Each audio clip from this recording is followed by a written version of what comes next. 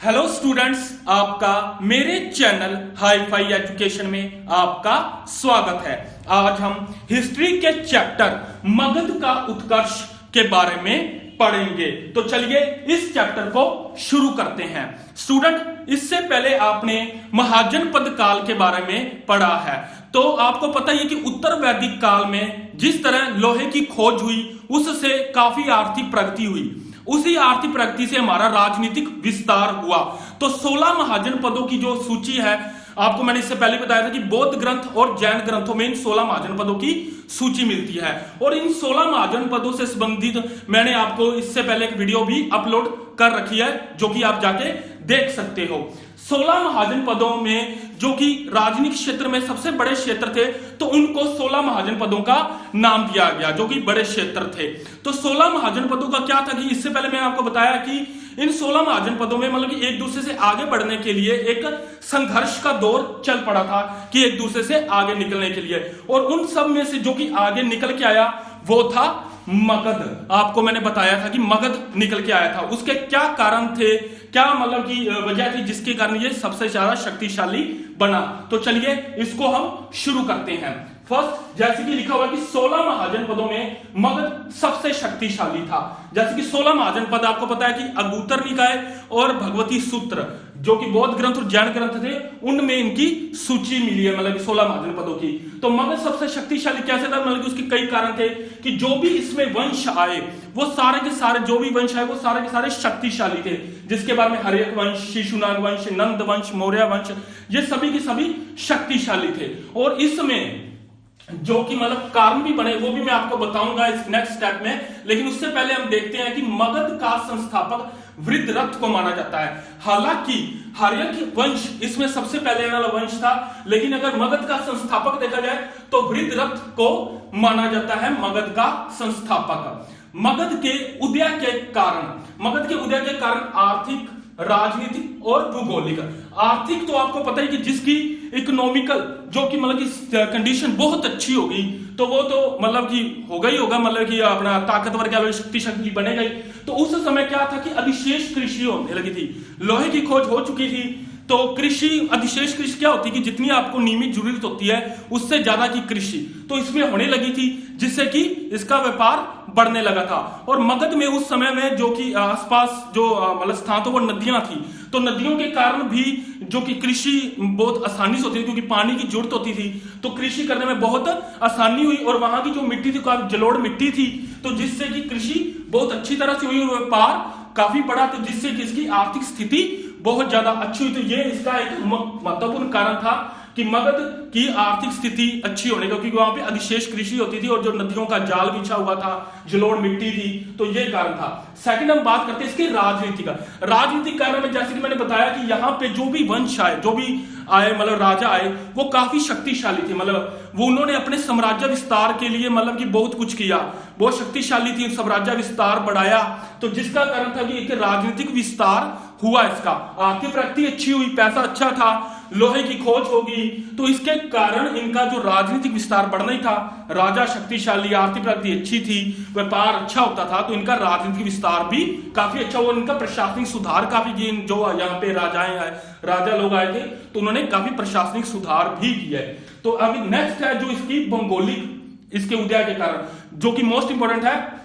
भौगोलिक क्या है कारण, इसका क्या था कि गंगा नदी के संगम पर, आपने ये याद रखना है, गंगा नदी के संगम पर एक तरफ थी गंडक और दूसरी तरफ थी सोन नदी। तो इन तीन नदियां जो कि थी, जिसके कारण मतलब कि यहाँ की जो भूमि थी मतलब कि काफी उपजाऊ थी।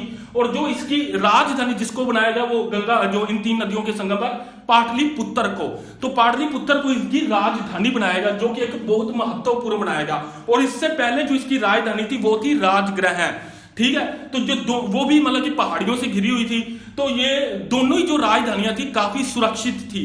तो इनमें मतलब कि युद्ध के कोई थे नहीं, कारण थे नहीं कि युद्ध हो, मतलब कि ये काफी तौर से सुरक्षित, कहते हैं ना कि खुद सुरक्षित होंगे तो तभी हम आगे कुछ कर पाएंगे। अगर खुद ही असुरक्षित है तो कैसे किसी का मतलब कि कोई अपना सुधार कर पाएंगे या विस्तार कर पाएंगे। तो ये दोनों ही राजधानियां थी ना, जो पहले राजगृह थी और उसके बाद जो पाटलिपुत्र बनी, ये दोनों ही सुरक्षित थी।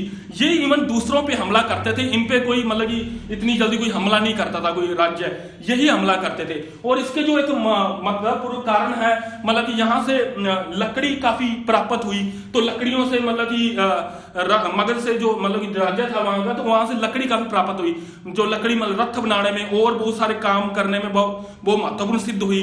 और जो इसका सबसे महत्वपूर्ण कारण है, यहाँ का जो एक क्षेत्र था मतलब कि छोटा नागपुर, वहां से काफी मात्रा में अयस्क प्राप्त हुआ, मतलब लोहा प्राप्त हुआ।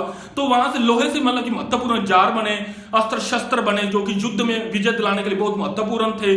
कृषि के लिए जो बहुत प्रयोग किए जाने वाले जो अस्त्र शस्त्र जो मतलब औजार थे जो प्रयोग करते थे, तो जो एक बहुत महत्वपूर्ण कारण बना, जो कि छोटा नागपुर का जो प्राप्त हुआ जो मगध से ही, तो इसका एक महत्वपूर्ण जो एक भौगोलिक कारण बना।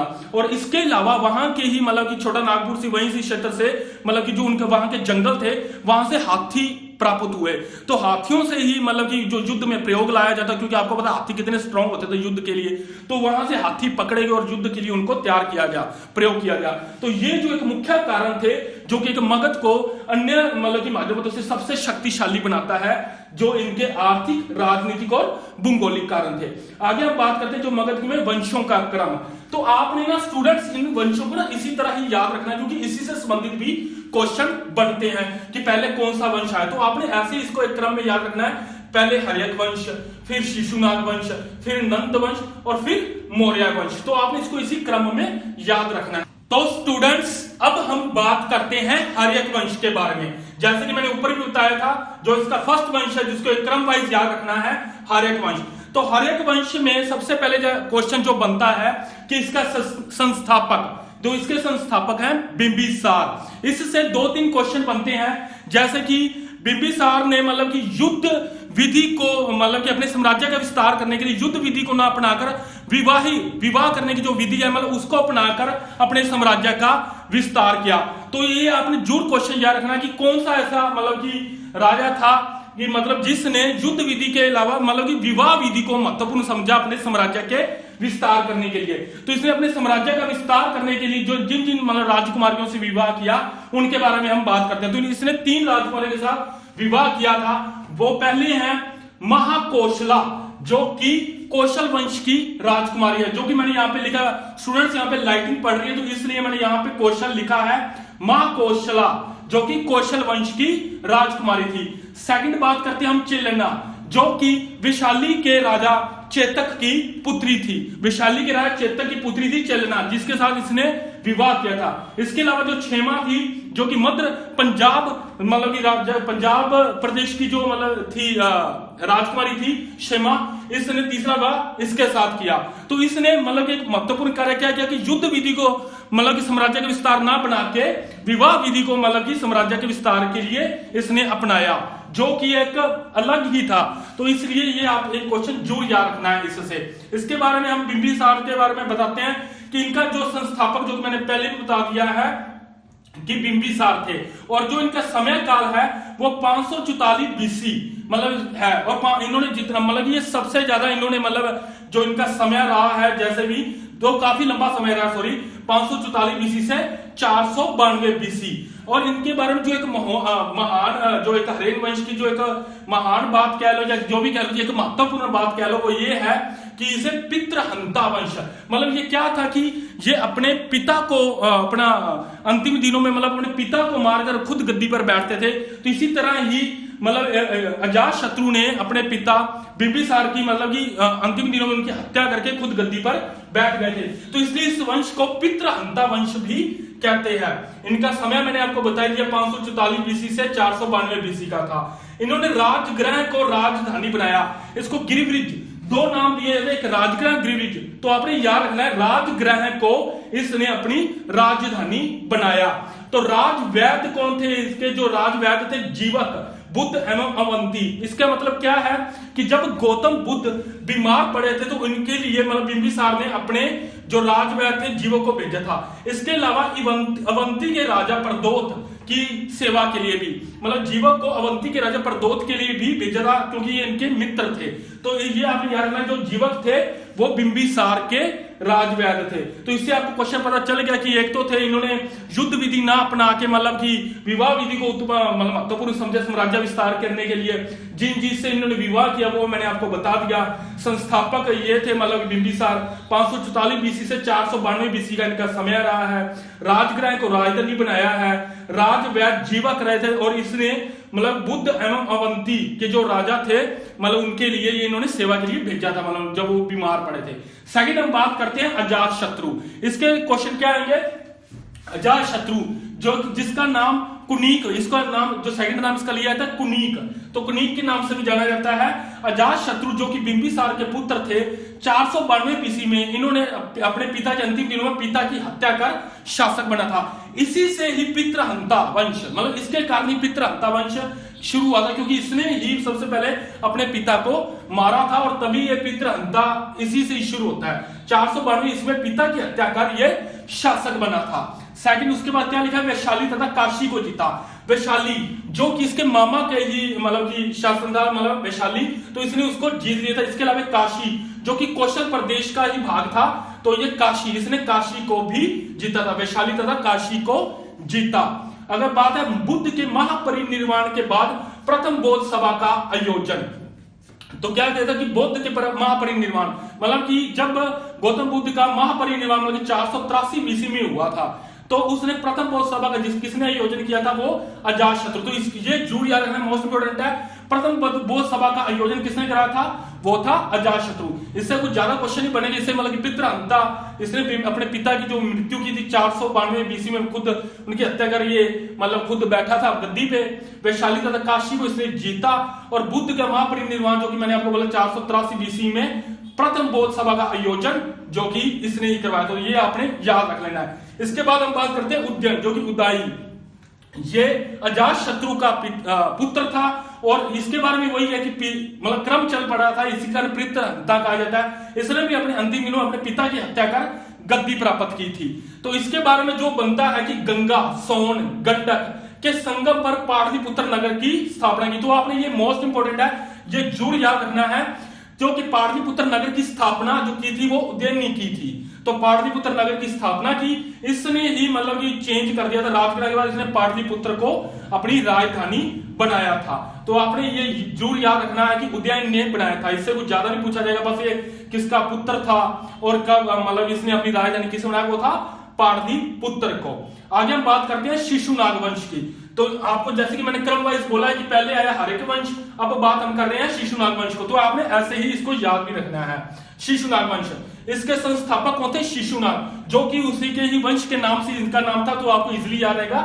शिशुनाग वंश के संस्थापक शिशुनाग। इन्होंने अपनी राजधानी पाटलिपुत्र से फिर इन्होंने चेंज की, इन्होंने रखी अपनी वैशाली, जो कि आपको मैंने बताया था वैशाली के बारे में, जो कि राजा चेतक की पुत्री, जो मतलब उसके बाद इन्होंने अजात शत्रु ने उस पर हक कर जता लिया था।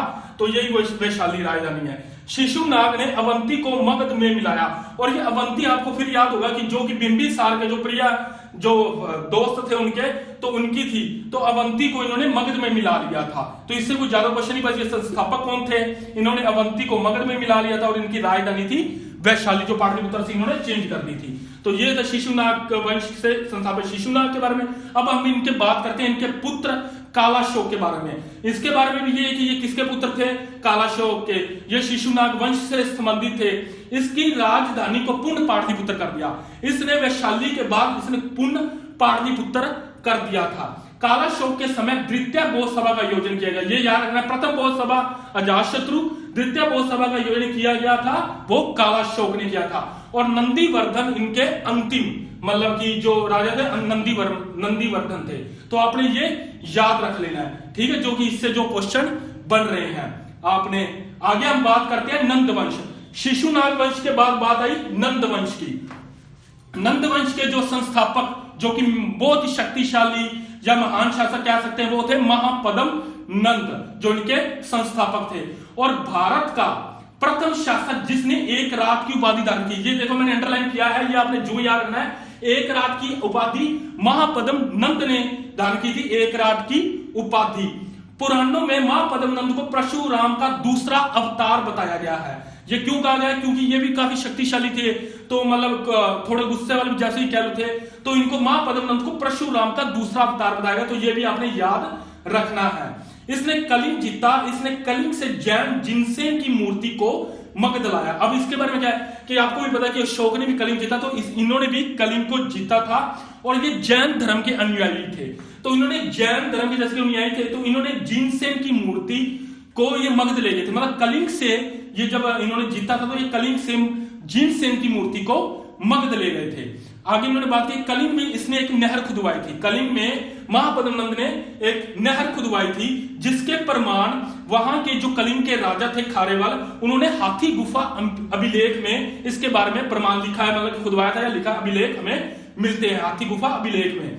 ठीक है, तो इनके बारे में मतलब जानकारी मिलती है कि इन्होंने नहर खुदवाई थी।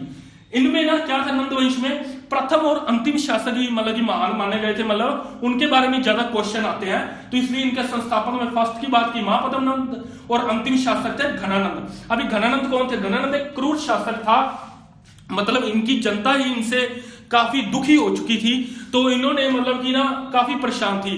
तो इनके ही दरबार में एक थे मतलब कि चाणक्य, वो जिनको कौटिल्य भी कहा जाता है, तो मतलब इन्होंने ना उनको ना मतलब उनको बेइज्जत करके ना मतलब कि वहां से निकाल दिया था। तो वे चाणक्य जो थे वो चंद्रगुप्त मौर्य के पास गए, और उनकी सहायता से इन्होंने इनके मतलब कि राज्य पर हमला किया और इनकी मतलब वध हत्या कर दी, तो इनको मार डाला। तब ये घनानंद को अंतिम शासक भी कहा जाता है। तो उसके बाद जैसे कि मौर्य वंश की स्थापना हुई थी, किस तरीके उसके बाद जैसे आपको बताया कि नंद वंश के बाद मौर्य वंश आया। जब घनानंद का मतलब कि इसके बारे में एक और बात बता दूं कि जब घनानंद का मतलब कि शासक था, उसी समय मध्य एशिया भारत में मतलब भारत में उस समय ना सिकंदर के आक्रमण मतलब कि उत्तर पश्चिम भारत में मतलब युद्ध चल रहा था। उस समय ईरानियों और यूनानी, क्योंकि यूनानी था, जो यूनान से संबंध रखते थे, तो उसी समय पे ईरानियों और यूनानियों में भी युद्ध हो गया था। तो मैं आपको युद्ध का उनका समय, उनका क्षेत्र और मौर्य राज्य जैसे कि आया, मौर्य वंश आए, उनके बारे में हम नेक्स्ट वीडियो में बात करेंगे। तो इसको एक बार अगर आपने देखना तो देख लीजिए, स्क्रीनशॉट दे लीजिए कि कैसे किस तरीके से पहले इनके संस्थापक वृद्धरथ रहे, किस तरह के इनका उदय हुए आर्थिक राजनीतिक और भौगोलिक में, फिर वंश आए, इनको एक क्रम वाइज हर्ष वंश, शिशुनाग वंश, नंद वंश, मौर्य वंश, पहले बिंबिसार जैसे कि इनके संस्थापक रहे, राजधानी राजगृह को अपनाया, जीवक इनके जो राजवैद थे, विवाह के लिए इन्होंने 3 जैसे कि ये रानियां के साथ मतलब इन्होंने विवाह किया और अपने साम्राज्य का विस्तार किया। अजातशत्रु ने इनकी हत्या करके अपनी गद्दी पर बैठे। पितृहंता इनसे ही शुरू होता है, मतलब इन्होंने इनके कारण पितृहंता वंश बोला गया है। कैसे भी शाली तक काशी को जीता। बुद्ध के महापरिनिर्वाण के बाद प्रथम बौद्ध सभा का आयोजन इन्होंने किया। फिर उद्यान आए, उन गद्दी पर बैठे अजातशत्रु को मार के उन्होंने पाटलिपुत्र नगर की स्थापना की। फिर उसके बाद शिशुनाग वंश आए, कैसे संस्थापक शिशुनाग बने वंश के, राजधानी उनकी वैशाली। शिशुनाग ने अवंती को मगध में मिलाया। फिर कालाशोक आए जो उनके पुत्र थे, इन्होंने दोबारा से पाटलिपुत्र को अपनी राजधानी बना दिया। कालाशोक के बाद द्वितीय बौद्ध सभा का आयोजन कालाशोक ने किया।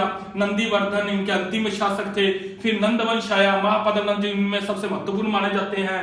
प्रथम शासक जिन्होंने एकराट की उपाधि धारण की, परशुराम का दूसरा अवतार बताया, कलिंग को जीता, जिनसेन की मूर्ति को अपने मगध में ले गए थे। कलिंग ने यहाँ पे एक नहर खुदवाई, कलिंग में इसने एक नहर खुदवाई थी, जिसका प्रमाण खारेवाल ने हाथी गुफा अभिलेख में दिया है। घनानंद इनके अंतिम शासक जो कि बड़ा क्रूर था, जो कि जनता दुखी थी, उस बार इन्होंने कौटिल्य को अपने दरबार से निकाला। चंद्रगुप्त मौर्य की सहायता से इन्होंने दोबारा से इन पर हमला किया और इन पर हमला किया और इनका वध कर दिया। तब उसके बाद जब इनका ये घनानंद का शासन का समय चल रहा था, उसी समय मध्य एशिया भारत में जैसे कि उनकी युद्ध चल रहे थे अपना ईरानियों और यूनानियों में, जो कि आपको मैं नेक्स्ट वीडियो में मैं बताऊंगा कि किस तरीके से मौर्य वंश और ईरानियों और यूनानियों के बीच में जो युद्ध का समय था उसके बारे में हम डिस्कस करेंगे। तो आप इनका एक स्क्रीनशॉट ले लीजिए स्टूडेंट्स।